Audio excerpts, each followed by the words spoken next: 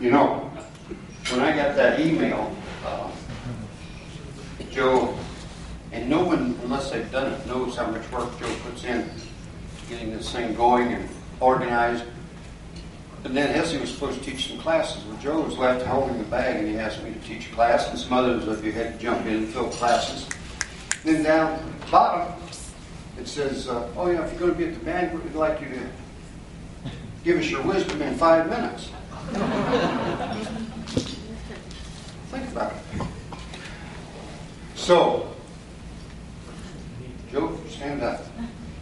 Please. So in 5 minutes, less than that, this is my wisdom. Never adjust into a block. Yeah!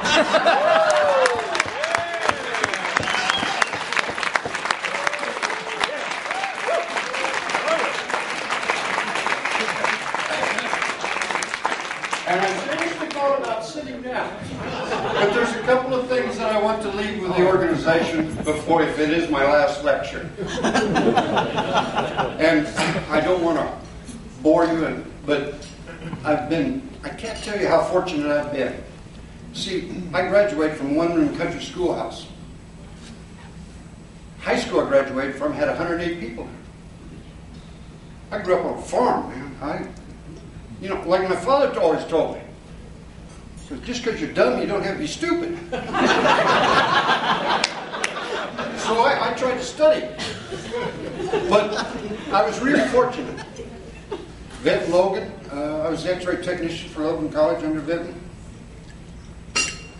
Those of you who remember Old Main at Logan, down in the basement was a student clinic. Seniors were having initiation one day, Saturday. Dr. Coggins was adjusting Dr. Vinton. And all of a sudden there's this terrible noise and everything outside. One of the seniors would lead a freshman out the door, guy up on the roof, 5-gallon bucket, pour water on. Vinton, of course, has to find out what's going on. He goes out the door.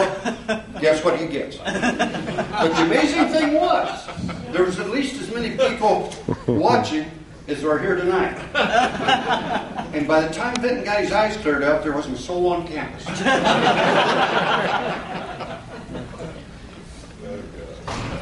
I wish someone had told me when I graduated from Logan, get a notebook. And if you don't do anything else, don't keep a diary. But write down the hours you spend with your family, in the office, serving on boards, going to church. I've often wondered how many hours I've spent in SOT board meetings. When I started going to them, they were 12 and 14-hour deals. Remember those back there? They were endurance tests, not board meetings. But things went along, and first I went to Gonstead. Wasn't satisfied totally with Logan. Basic, I'm pretty good at it, but you know. Clarence Gonstead was a real good friend of mine. Went to Mount Hart several times. He had a real unique office procedure. On Thursday, Friday, and Saturday, we'd go up there and we'd go to class from 8 till 5 o'clock. Clarence would have supper. And then he'd go into his clinic. He was running a humongous practice. And as I remember, he had the wing that he was working in, he had 6 rooms on this side and 6 on this. And the people, his staff would put full spine x-rays up, AP and lateral, in these rooms. And Clarence would go down, and as he'd go in, there was a timer on the door. He'd turn it to 3 minutes. He would come in and say, and what's better today? If you said anything but what was better, like, oh, my shoulder's much better, doc, but the fishing's real good. Clarence would sit down on the adjusting bench and visit for 3 minutes with you. When the timer went off, he'd get up, you owed for the adjustment, and he'd never touch you. If you wanted to talk about something, he'd talk with you. Otherwise, he was in and out. He found the adjustment, he adjusted it, and left it alone. That was Clarence's motto, and it served me well. one of the things with SOT, we got a lot of indicators. I don't know if any of the rest of you noticed it, but I got books of them. But it finally dawned on me, if I find the indicator that tells me what's wrong with this person, and I adjust them, they feel better, and the indicator goes away, I think I've had a success. The patient's satisfied, I'm satisfied. There's another technique that I got into for a while. A fellow by the name of Nemo, a good friend of mine, Vern Mann, up in Monmouth, Illinois, called me one day and says, "Hey, come up this Thursday. I got this guy from Texas coming up. He's got a new technique, and I think we ought to look at it." So we go up, spend the afternoon, most of the day, in fact, in Vern's basement. He had an adjusting table down there. It worked pretty good. So Vern and I got on the phone. They had this new airport that had just opened. Really, they were moving traffic from Midway over to this place called O'Hare. It was out in the middle of nowhere. There's cornfields all the way around it, but they had a brand new hotel like this. What we didn't know at the time when we booked it was that the Chicago Mafia was running it, but that's another story for another time. But it was in July and the air conditioning wasn't working real well, so it was pretty warm. And I don't know, I remember now we had maybe 200 at the class, something like that. That's just when people wanted something new. We had tables along here. Had about 6 rows of tables, maybe 10, 12 tables across, a couple hundred people. Saturday went well. Sunday morning, duck meal. Nemo says, "How many of you know what a normal prostate feels like?" 2 or 3 held up their hand. Says, "How many of you know what a cancerous prostate feels like?" 1 or 2 held up their hands. He says, "That's terrible. You're doctors. You ought to know." And he turns to his assistant and says, "Get us some ice water in here, will you? It's really hot in here. We need some." He says, "All right, I brought some finger cots, and you're going to learn how to give a prostate massage." Fine, So he talks us through the thing, So half of us get up, drop our trousers, put our underwear down. We're in the position, right? We switch. I am now the doer instead of the doee.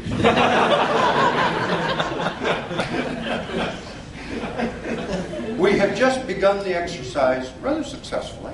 Back at the back, right where I happen to be looking, everybody else is down concentrating.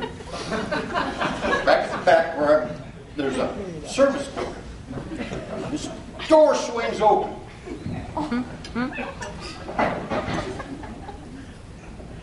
Biggest man I ever saw. Made Will Chamberlain look like a puppy. Comes through the door, his foot stops, and I'm looking at the sole of his foot. That's how big that man is. He stops there, and he doesn't move anything except his eyeballs.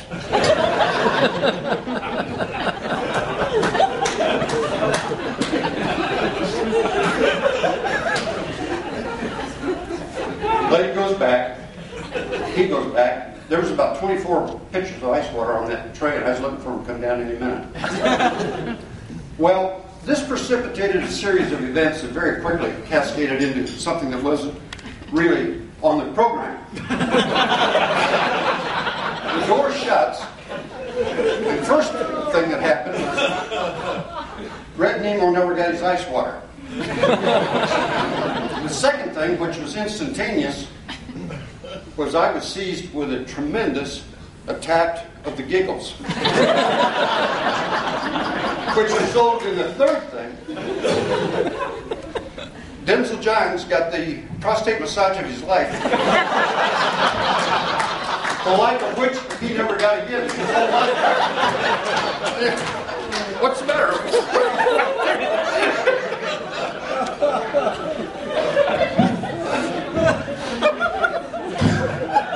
It was a beautiful thing.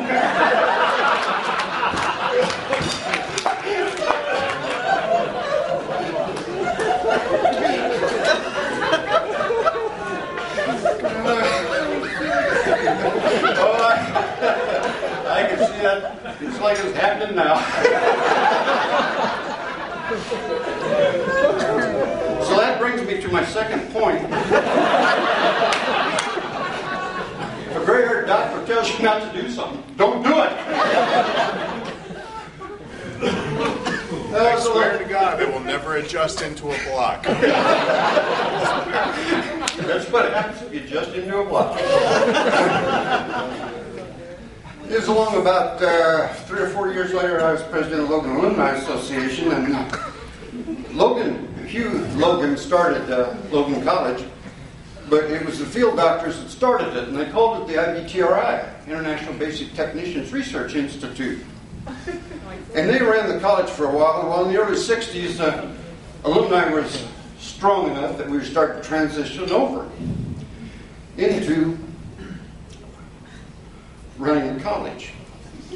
So the president of the Alumni Association, the secretary-treasurer, were on the Logan board. So Paul Van Dyke from Salt Lake City was the secretary-treasurer, and I had to be president for a couple of years there. So we were in St. Louis one January, cold, oh it was cold, for a board meeting. Paul had flown in from Salt Lake City that morning, and it was about 10 o'clock when we got out of the board meeting. We went and got a bite to eat and went out to a motel out on Lindbergh.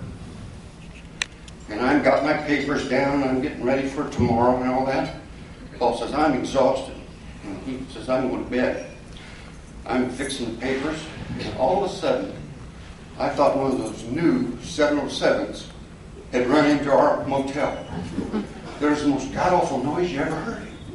I jumped up and turned around. Here's Paul on his back with his mouth open, snoring. How soon I ever stayed married to that girl? Boy, I'll never know. But he was making noise like you wouldn't believe. I walked over. Paul didn't faze him. Paul didn't faze him.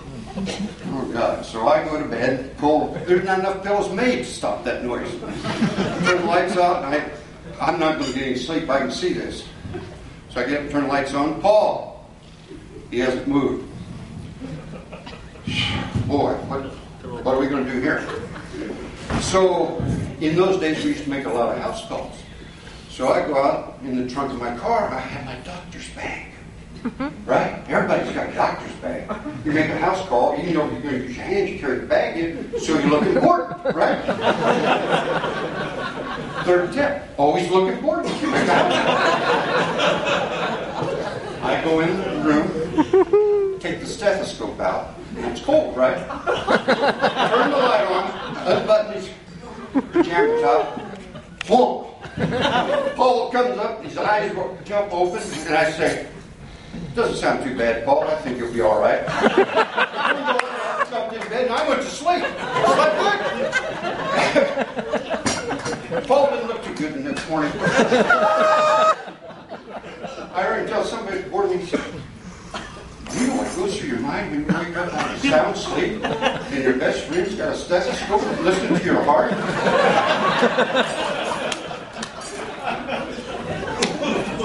Which brings me to my next point. Sometime in your first talk with a new patient, you must say to that patient, I understand your problem. You do not have to get results with it. But that patient will always come back to you because you are the individual that understands them. Other doctors may get them well, other doctors may do this and that and the other thing, but it's pretty hard to find a doctor that understands you.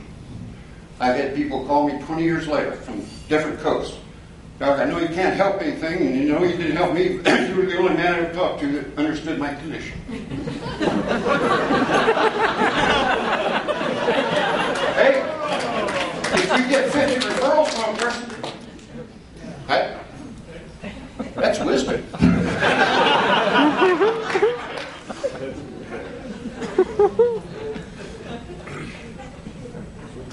The other thing that I would ask you to remember in the first day or the first visit, first exam, always find out not only who's referring, but who's watching. Someone, a wife, a father, a mother, a neighbor, someone is concerned about them. And there's a sphere of 5 or 6 people that are interested in how that person is doing and how they results you give them. And here's the key. The very first time that patient tells you, whether it's that day, the next day, the third month, whatever it is, Doc, I really feel good. That's when you say, remember you told me those people were concerned about you and watching you? I want you, before you get home today, you go by and tell them you're doing good. Dr. Kessler really helped you, and you appreciate them caring so much about you that they're concerned about you. You do that in the next month to 6 people. You have so many people you won't have to worry about advertising. True.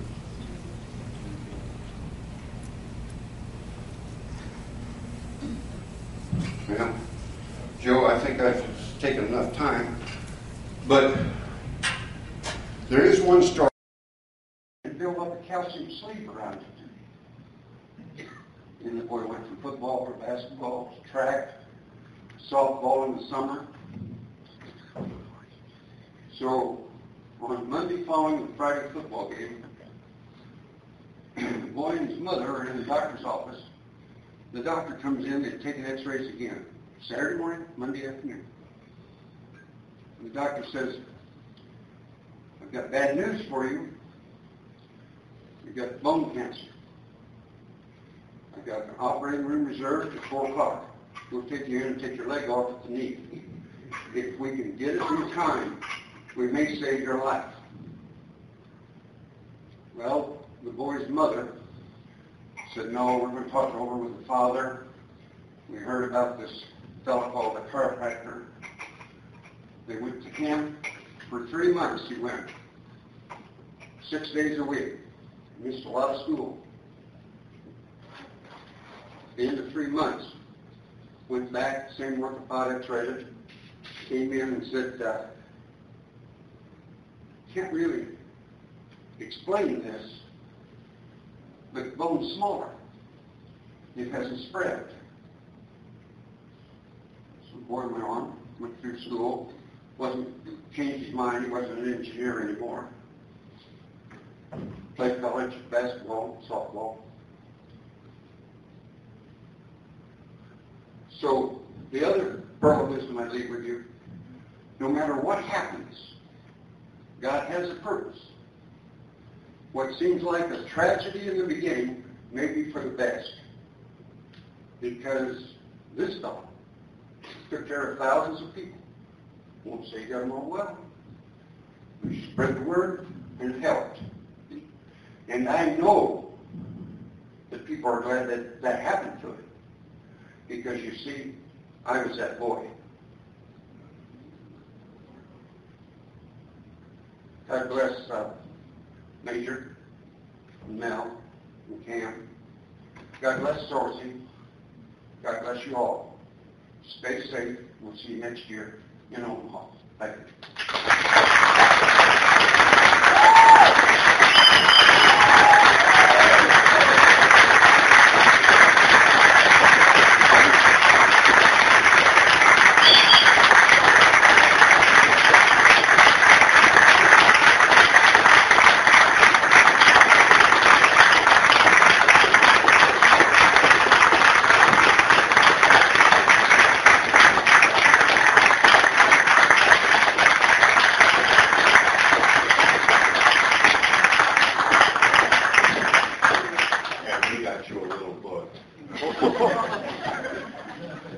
It's the last lecture book. It's the board.